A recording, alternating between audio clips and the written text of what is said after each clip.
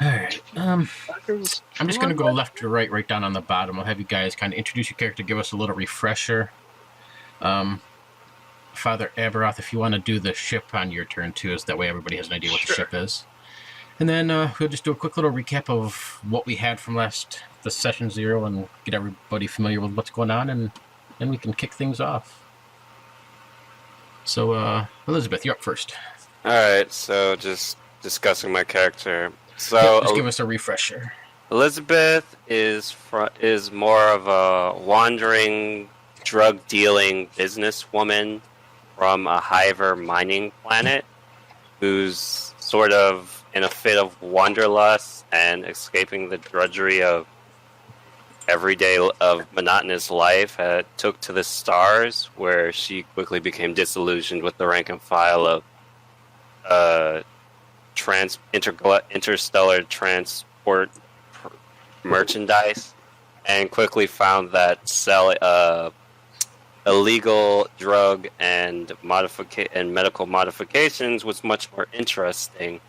She is essentially currently the resident medic of the group, unless Bowie or her father Navrith can do that. I don't think North Star can do that. But yeah, She's also she has a criminal background, and because of her history with certain people back on her home planet, she is quite familiar with medicine. And she dealt with cybernetics too a little bit, right? Well, that's what got Or part of her her. trade. That's what got her arrested. It's illegal to install third grade third grade cyberware into children without a permit. Oh, it wasn't the fact that I was putting cyberware in children. It was the fact that it was try use cyberware without a permit. But yeah, she's pretty familiar with cyberware. She's also pretty familiar. She also, because I felt that running around with knives just isn't very criminal business friendly. She's pretty proficient with firearms. She has a revolver on her, which is a pretty reliable weapon given her background in the mines. You don't really have time for a semi-automatic, or God forbid if someone had enough money to buy a mag pistol. Hey. Yeah, we ain't rich out there. Other than that, she's got her general goals, and things are essentially she wants to, explore the universe, enjoy her time, live fast, die hard, leave behind a pretty corpse. That's essentially sort of the mindset. Something that will probably get her, and if I'm lucky, the rest of the crew killed. Hopefully. All right. Let's see. Sounds good. All right. How about Gus?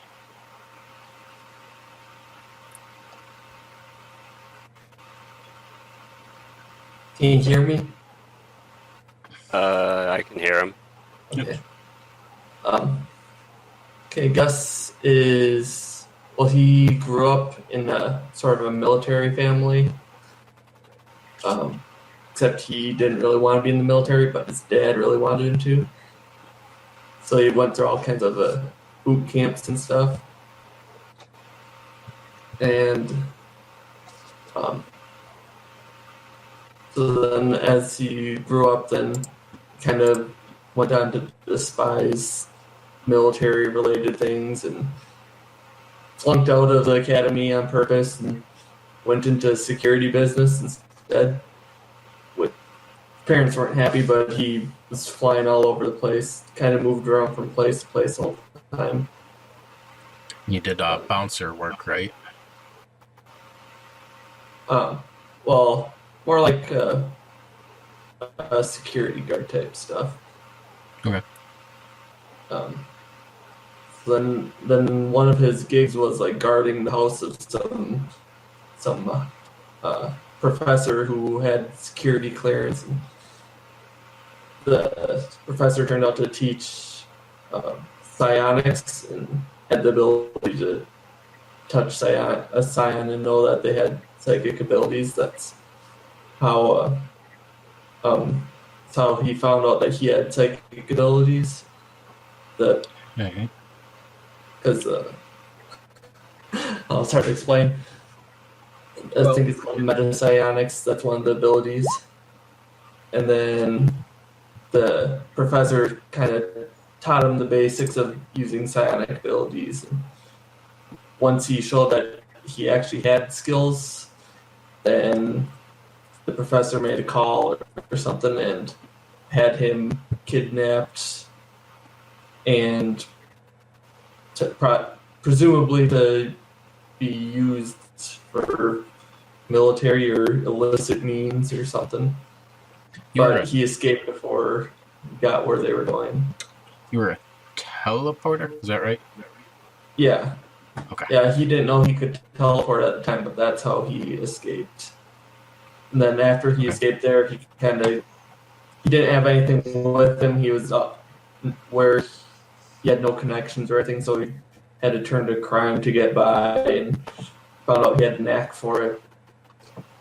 And then his last heist went wrong and he ended up in prison because he got stunned. And they threw him in the slammer. And that's where we'll pick up at. So, all right.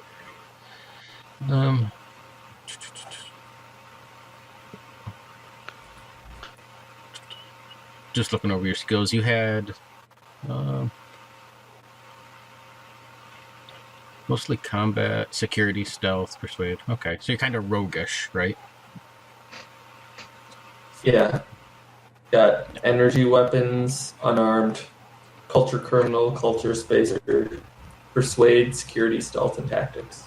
Okay. All right, awesome. Father Aberth, how about you? Excellent. So Father Aberth is kind of bizarre.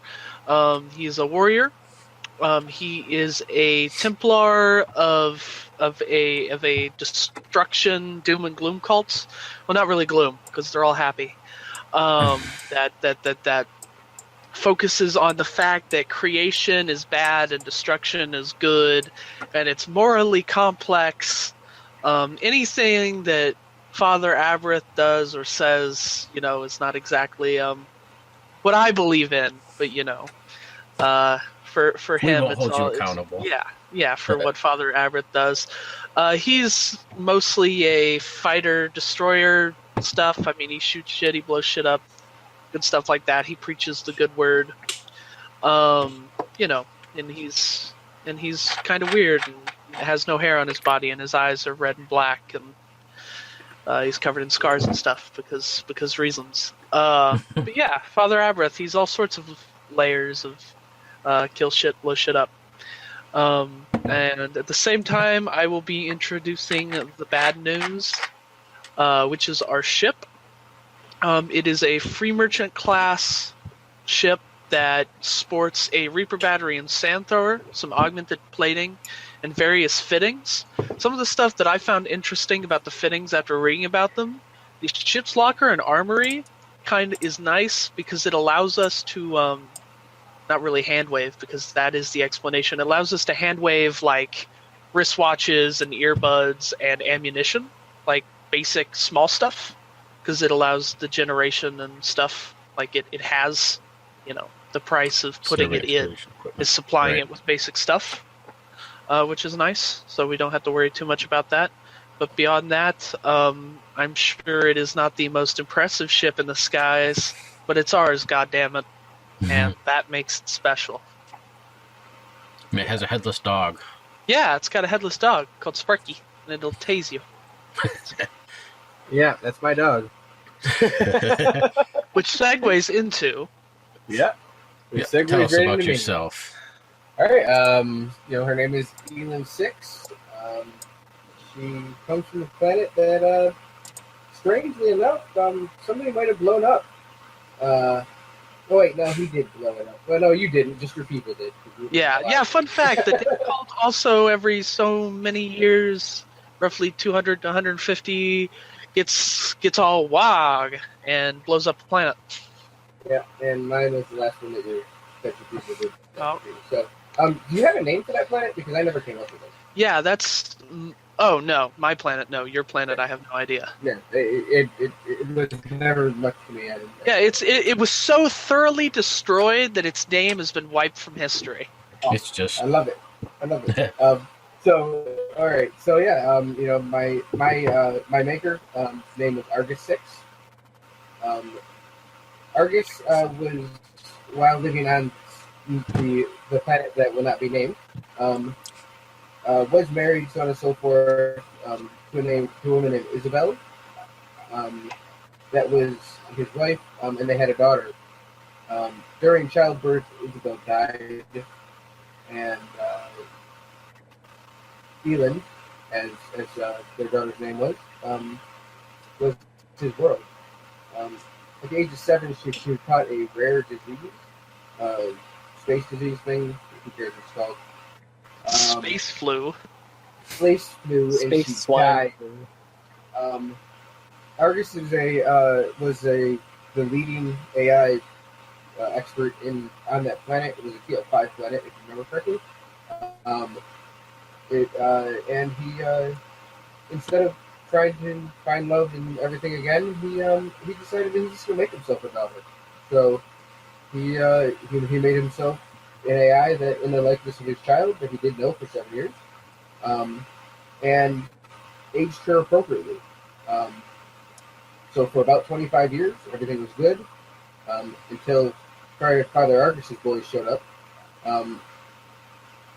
He got word that it was going to happen, and he got off planet. So we left. Hey, Morgan, do we want to talk about what we talked about before? that's totally up to you. Okay. I mean, No, maybe we'll talk about that later. Okay. When they left, he was a 27-year-old man, somewhere before 30. In his travels, he left and found a star that was uncharted. Nobody had been to it before, and set up camp. On the way, he found another woman that his strike his fancy. Her name is, I don't know. I had a name written down here, and I just lost it because I closed the freaking notepad that I had. Throughout the time period, he made different echo suits, which is the armatures. Sorry, the echo armatures, which is the ones that looks like a human being, and without a medical examination, you wouldn't know that I'm not a human being. So it's at this point, I look like about a 25-year-old woman. I lived all the way through the time because my planet was blown up at about 150 years ago. Is what we said? give or take, yeah. Yeah, somewhere around that area. No, we said 100 years ago. Sorry. And I lived with my maker and his new wife until he passed. That would put me at about 50 years, and about another 30 years with that other woman because she was considerably younger than him. For the last 10 years, I'm not going to tell you about. You do know that I did airlock somebody because we talked about it in Session 0. But that would only be meta. So if that comes up in game, I would have to tell you that. I will be on the ship, but you guys don't know where I am. That's the best answer that I can give you.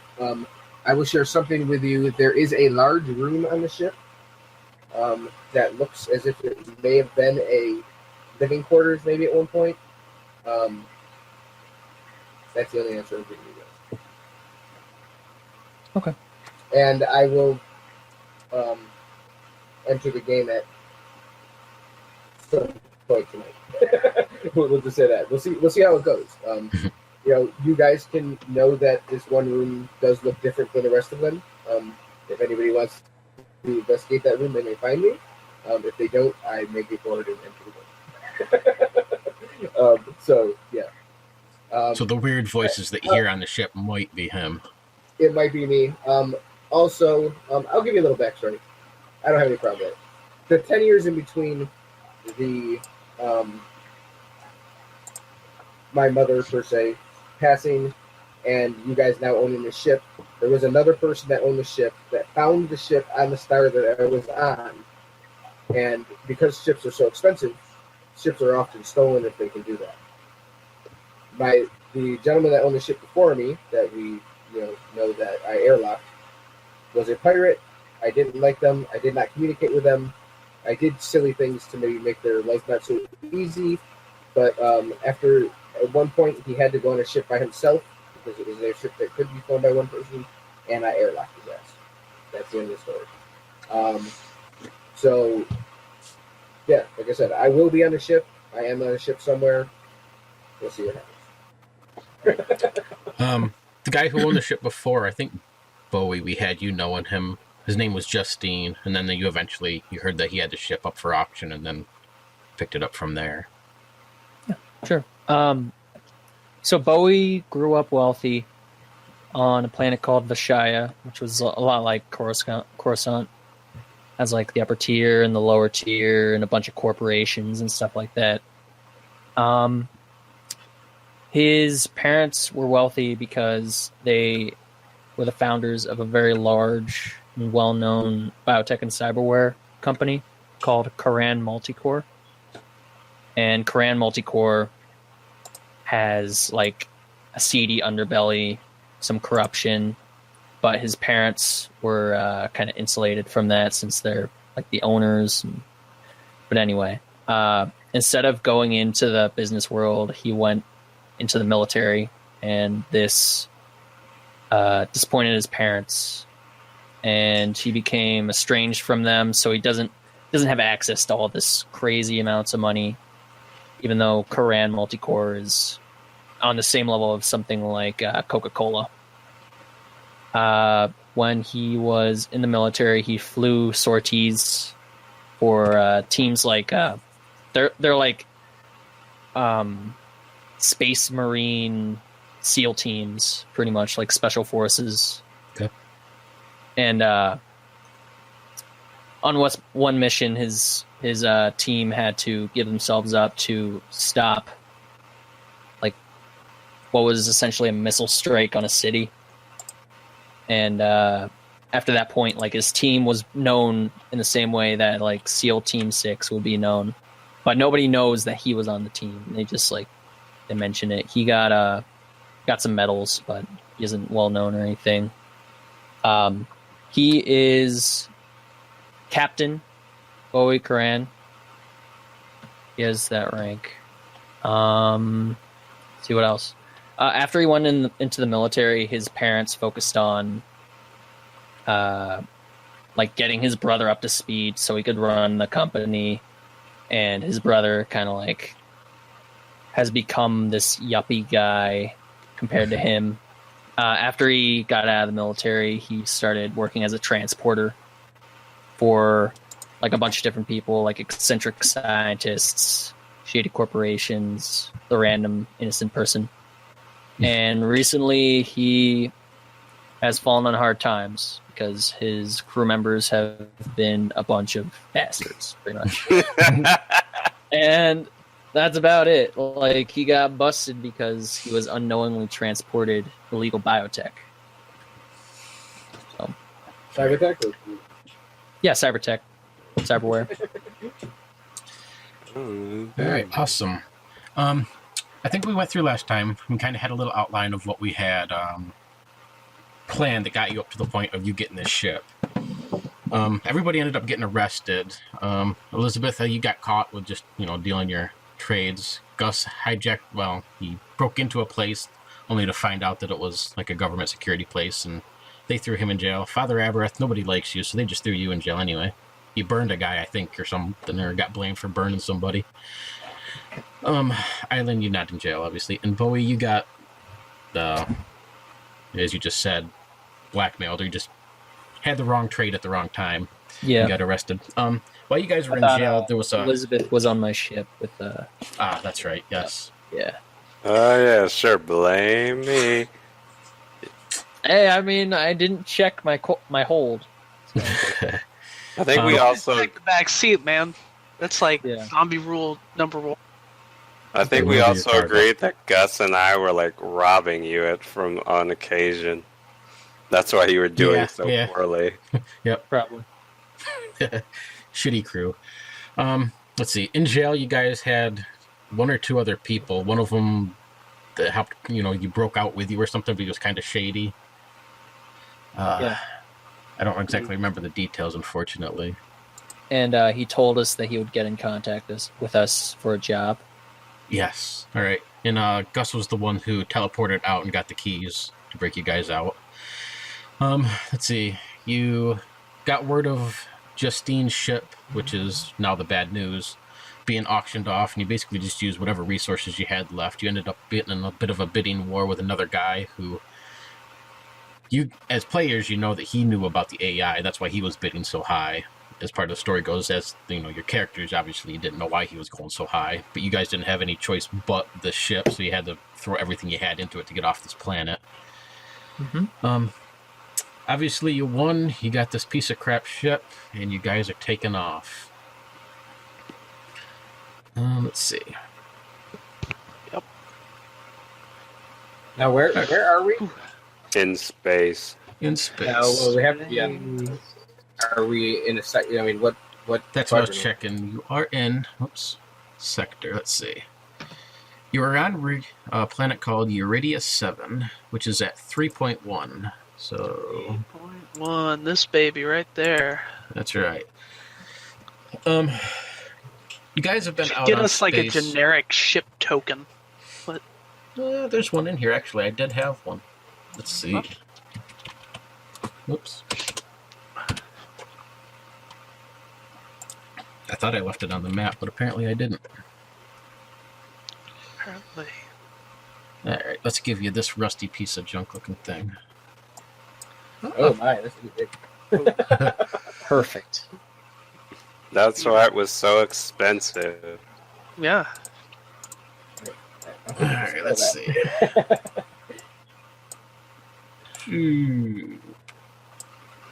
Let's put you right up here.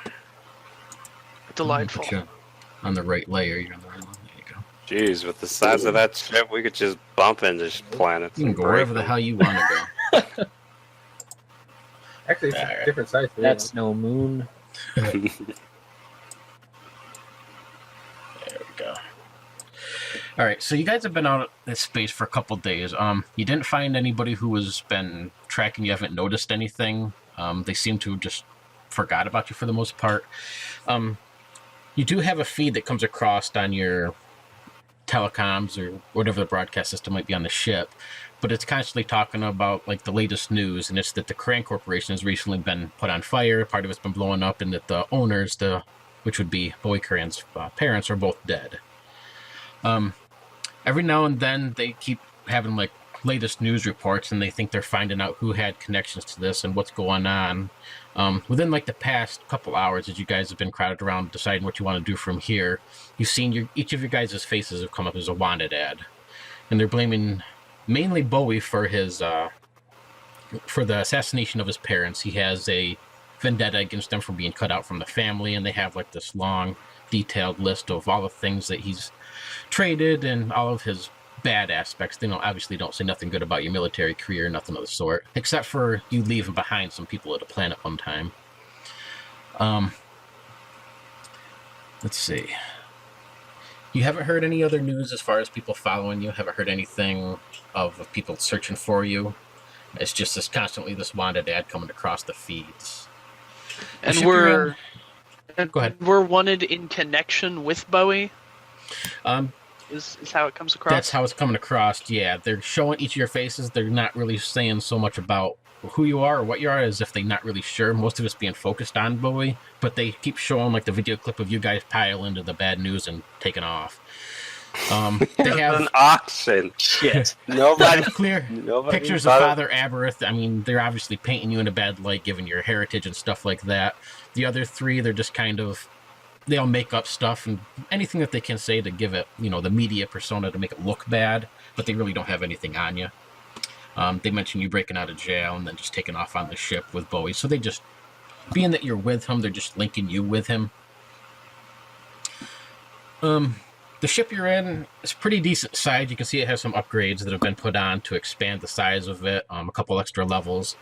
One particularly important part that you notice is most of the ship is in pretty crappy condition. It flies and it gets you where you want to go, but that's about it. But the back end of the ship that looks like it's been added to or whatever is really nice and clean. It's like looks like a living quarters of some sort at one point in time. There's tapestries on the wall that show like an older man standing next to a young girl. There's a desk there that's made out of like solid oak, really nice, clean looking space, has very pristine rugs. Everything in this room has been kept immaculate, and it's just like a complete oxymoron of the rest of the ship. Another interesting thing you see is a headless robotic dog that seems to be running around. It doesn't ever come any close enough to you. It just seems to, like, as if it could watch you almost from the corners before taking off if you come to go get near it or whatever. So yeah, what would you guys like to do? Well, first I'm pretty upset because this wanted poster looks nothing like me. They got my nose wrong, and what's this about us blowing up the Karen CEOs?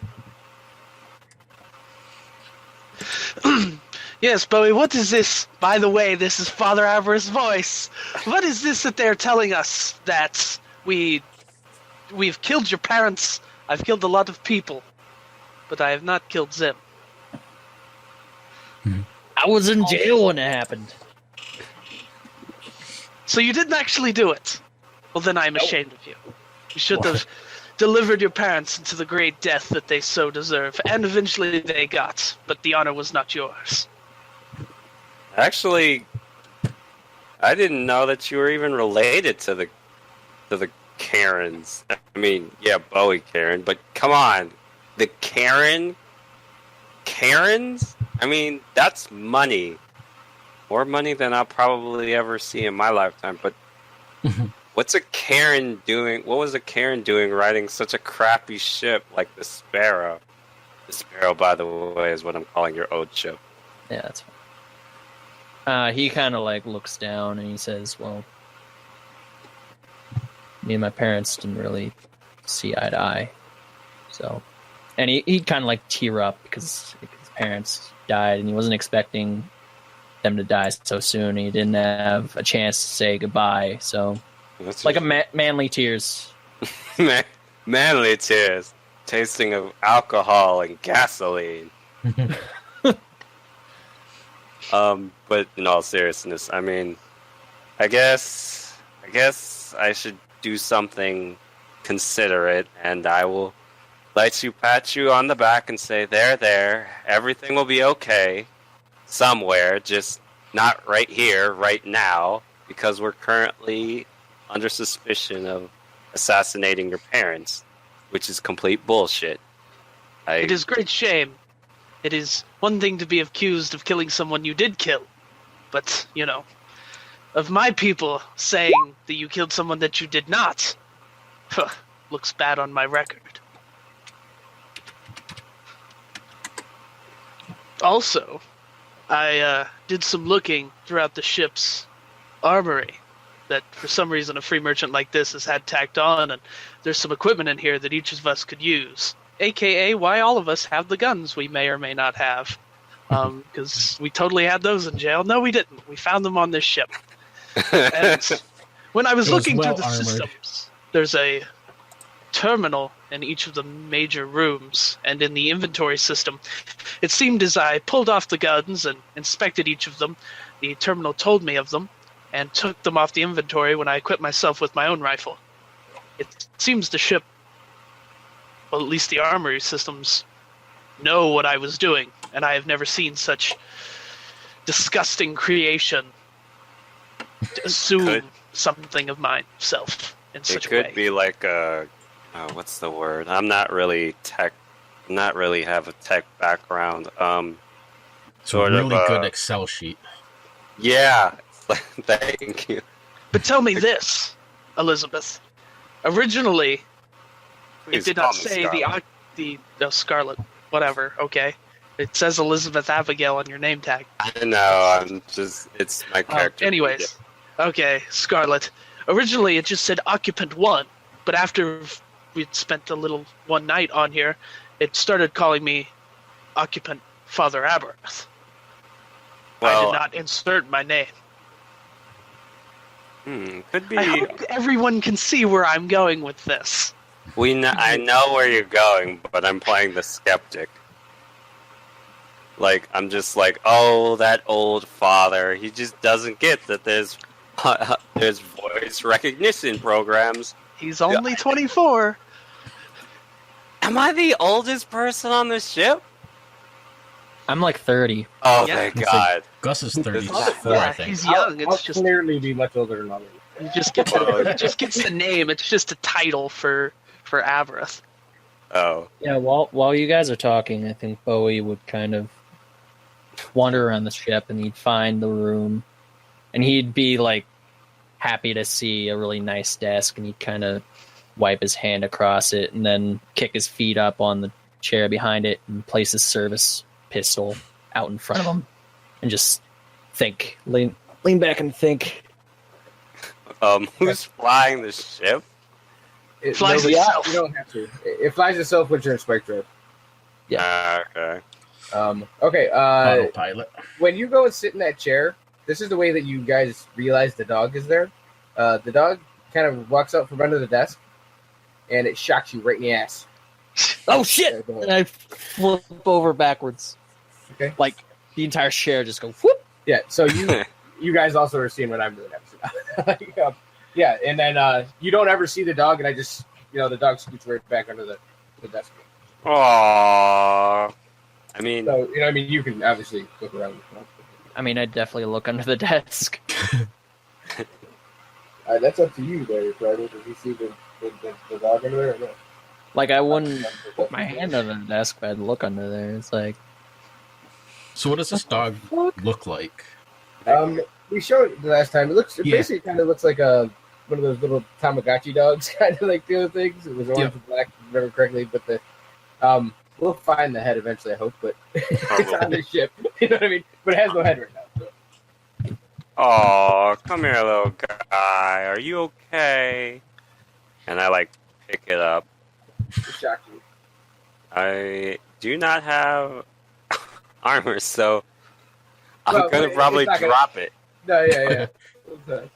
Probably Yeah, gonna the just bites. drop it as a surprise. Oh God. Okay. Talking nice is not working. Hey, Bowie, you said you were familiar with Justine. What's with all the tapestry and the solid oak and the half-destroyed proto-pet? well, he was one for the dramatic, and he liked to put on a great facade of wealth, even though the guy could hardly afford to feed himself. Yeah, but the tapestry has a picture of somebody that's not Justine, right? And as Scarlet or Elizabeth or whatever gestures towards the tapestry, Father Aberrath goes absolutely disgusting, and he tears it off the wall. Hey, man, What? it really Throws it lightened to the up ground. place. Hey, that's our ship you're destroying. Just a Also- tapestry. It's a tapestry that's actually probably what. Flicks open a lighter. I'll light up the room. No. Not on the we- ship. Not on the ship. I would die of carbon monoxide poisoning. And He does- when you mentioned I'd kind of look over and see the painting, and I'd realize that isn't Justine. So I'd be like, Yeah, it's clearly I like not his an parents. old guy. He's probably in his 30s, but it's obviously not Justine. The artwork is disgusting. It's sentimental. The man is probably dead anyways, as he Well- should be. One of these days, I'm gonna have this talk with you about your faith, and I'm still not gonna get it. All right. Well, it's clearly to keep Father Aberrath from poisoning us. I'm going to quickly roll up the tapestry and hold on to it. And Father he- Aberrath just sorry. snorts at you. You suddenly hear a voice. It goes, "Put the tapestry down. Did anybody hear that? Yeah, my eyebrows just raising a look up. Must be the Is there- VI. Aberth yells over his shoulder, "Gus, get off the intercom and stop pretending to have a woman's voice." Also me. Oh crap! Do we have some? Hello? Is somebody in this ship besides us who didn't pay for the ship? Aberth unhitches his gun. "I thought I checked every corner. Did you check the air ducts? Always check And the that. Jeffries tubes." Thing have air ducts? I hope so. Well, it's got like ventilation shafts and stuff. It's Yeah, like but a refresher. can't assume they're big enough. We can't assume they're big enough to hold a person. I don't know. Last time I didn't check the air ducts. There were a bunch probably of rusted little out. furballs that just kept multiplying. Possible to get rid of them. Okay, so either we clearly heard something, Gus is lying, or the stress of the situation has caused us all to hallucinate. And I'm potentially for the latter, the latest, the last. The one. tapestry had spores on it, and when I just ripped it from its mount as it should have been ripped ages ago, released and instantly met us with this. Or it had some, and he like feels along the wall, some latch or something that automatically says that. Okay, Bowie would kind of like press a button and a monitor will shoop up from the desk. He would kind of see if there's a VI installed on the ship.